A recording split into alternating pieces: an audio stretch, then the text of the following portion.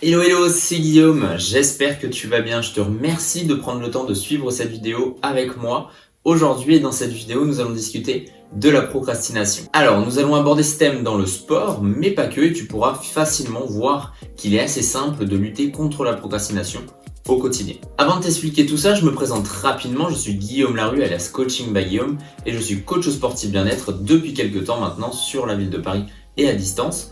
Et j'accompagne celles et ceux qui souhaitent trouver un nouvel équilibre de vie et reprendre leur vie en main grâce à un accompagnement 100% personnalisé. D'ailleurs, si tu veux en savoir plus, je te laisse me rejoindre sur Instagram, c'est Coaching by Guillaume, comme pour YouTube. Pourquoi je me suis lancé dans le coaching sportif et dans l'accompagnement personnalisé ? J'ai toujours été passionné par le sport et par la transmission de sa passion et j'ai commencé à entraîner dans mon sport de prédilection dès l'âge de 15 ans où j'ai passé et obtenu différents diplômes. Et en parallèle de tout ça, je me suis également intéressé à toute la préparation physique pour le basketball, mais pour le sport de manière générale. Et c'est à ce moment-là où j'ai compris que je voulais transmettre ma passion pour le sport, mais d'une manière très personnalisée puisque chaque corps et chaque individu est différent. Du coup, si tu es ici aujourd'hui avec moi, ce n'est pas par hasard, c'est sûrement que tu es dans l'une des situations que j'ai évoquées un tout petit peu plus tôt, que tu souhaites trouver un nouvel équilibre de vie et reprendre ta vie en main grâce notamment à ton activité sportive, mais pas que. Allez, commençons par le commencement. Qu'est-ce que la procrastination ?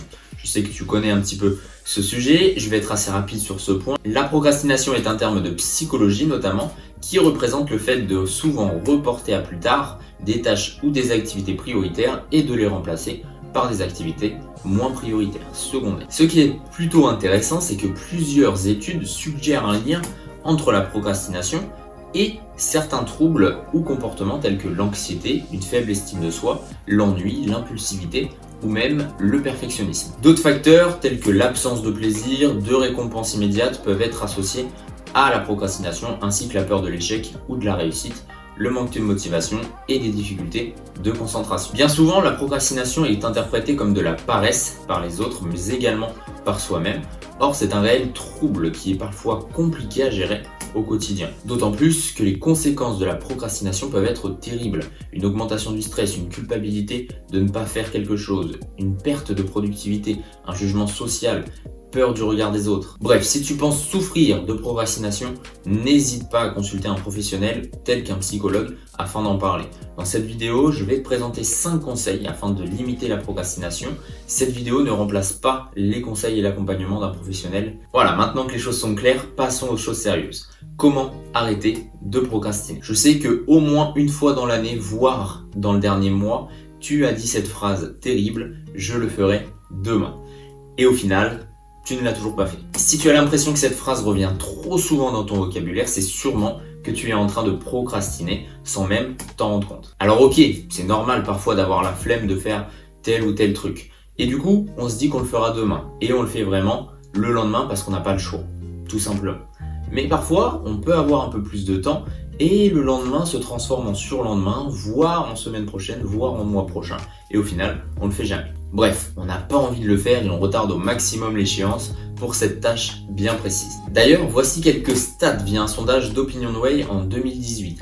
48% des Français procrastinent au moins 1 heure par jour au travail. Et à la maison, ce n'est pas forcément mieux puisque 50% des Français procrastinent pour le tri et le rangement, 45% pour le ménage et 36% pour une activité sportive. En réalité, et comme nous l'avons vu juste avant, il n'est pas forcément question que de flemme ou de manque de motivation, c'est parfois vraiment plus profond que ça et c'est là où nous pouvons jouer sur le long terme pour limiter la procrastination. En gros, si c'est juste une petite tâche que tu ne souhaites pas faire parce que tu as réellement la flemme ou un manque de motivation, c'est pas sur ce genre de truc qu'on pourra travailler ensemble. Par contre, si tu as un réel problème de procrastination sur des tâches répétitives, c'est là où sur le long terme tu vas pouvoir mettre quelque chose en place pour essayer de limiter au maximum cette procrastination. Le plus important dans ta lutte contre la procrastination est de gérer ton temps. C'est le premier conseil que je peux te donner, apprends à mieux gérer ton temps. Pour mieux gérer ton temps, tu peux t'appuyer sur différents outils. Je te conseille d'écrire des objectifs quotidiens.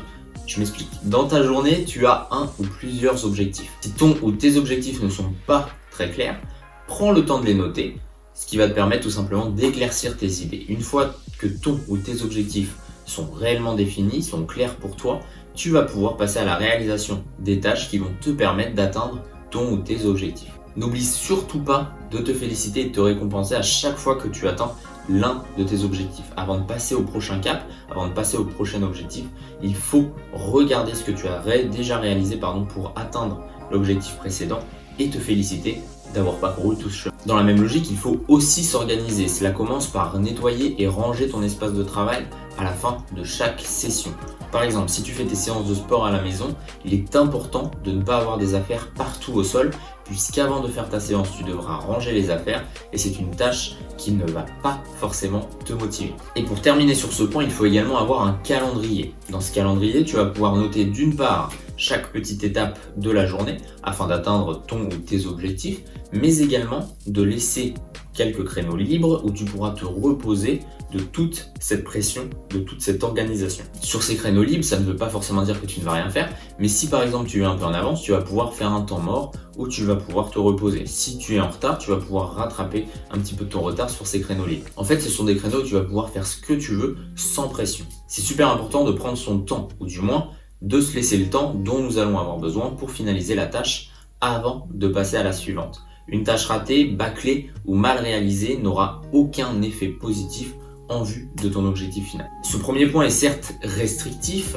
et énervant parfois lorsque l'on commence, mais il faut passer par là afin d'atteindre un niveau très bas de procrastination et une certaine discipline. Rien de mieux qu'être organisé pour trouver la motivation. Ensuite, et plus spécifiquement pour le sport, il est important de se fixer des petits objectifs et surtout des objectifs atteignables. Avant de penser à la ligne d'arrivée et à l'ensemble du chemin parcouru, il est important de se fixer des petits objectifs pour avancer, des petites étapes. Si tu n'as pas couru depuis 5 ans, ne te fixe pas l'objectif de courir un marathon dans 2 semaines, c'est impossible, c'est même dangereux. Sois réaliste, commence par 2-3 km, puis au bout d'un mois, tu seras peut-être à 5 voire 10 km, puis à 15, puis à 20, puis le marathon. Avoir des objectifs trop hauts peut être enclin à un manque de motivation, à une démotivation même, et donc à la procrastination. Parce que tu ne vas jamais atteindre ton objectif final. Si tu définis et accomplis des petits objectifs à intervalles réguliers, tu auras plus de facilité à accomplir des objectifs de plus en plus hauts afin d'atteindre le sommet. Dans la même logique, il est aussi important de suivre tes progrès. Pourquoi pas en les notant. Chaque étape que tu accomplis doit représenter une marche de ton escalier vers ton objectif. Le suivi régulier de ce que tu fais va t'imposer une certaine assiduité. C'est un réel processus d'activité et de réflexion. Bien évidemment, tu n'es pas obligé de noter tout ce que tu fais non plus ou tout ce que tu manges, mais il est important d'avoir une trace écrite de ce que tu as accompli au fil des jours afin de pouvoir suivre ton évolution et surtout de pouvoir visualiser tout ce que tu as déjà accompli lorsque tu as un petit coup de mou et que tu as besoin de regarder en arrière. Dans tous les cas, n'abandonne surtout pas. Si tu échoues à une étape, note ce que tu as réussi à faire et tu retenteras de monter cette marche dans quelques jours quand tu te sentiras prêt. Il faut prendre son temps et être patient car c'est sur le long terme que tu pourras réellement juger ton évolution.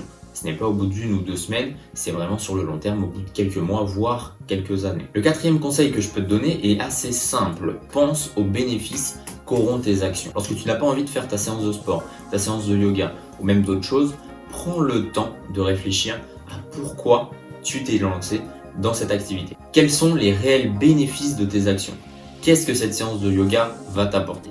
Qu'est-ce que cet entraînement va t'apporter ? Peut-être que cette séance ne t'apportera rien et dans ce cas, ne la fais pas. Ça ne sert à rien de la faire si tu ne sais pas pourquoi tu vas la faire ou si tu sais qu'elle ne t'apportera rien puisque tu ne la feras jamais à 100% et donc les résultats seront minimes.